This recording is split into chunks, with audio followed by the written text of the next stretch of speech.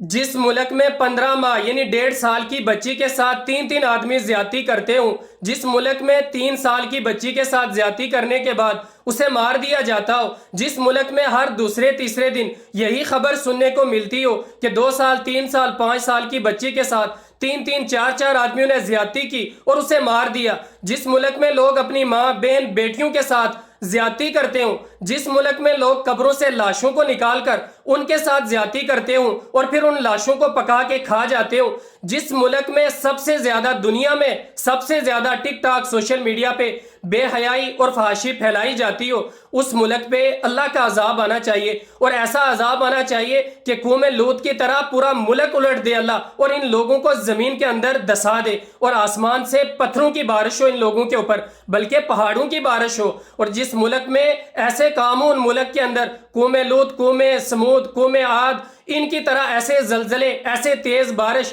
اور ایسے آسمانی عذاب آنے چاہیے کہ پوری دنیا کے لیے یہ عبرت کا نشان بنے، اور پھر اہل مدین کی طرح اللہ تعالیٰ ان لوگوں کے اوپر آسمان سے بارش برسانا چاہیے، بارش کے آسمان سے آگ کی بارش اور آگ کے گولے آسمان سے برسانا چاہیے، تاکہ یہ ملک پوری دنیا کے لیے نشان عبرت بنے۔ اور ایسے ملک، جس ملک میں اتنے گندے لوگ، اتنے گندے ذہن کے لوگ رہتے ہوں، اس ملک کے بارے میں آپ کیا کہنا چاہتے ہیں؟ وہ ملک کون سا ہو سکتا ہے اور وہ اتنے گندے لوگ کون ہو سکتے ہیں؟ کمنٹ میں ضرور بتانا۔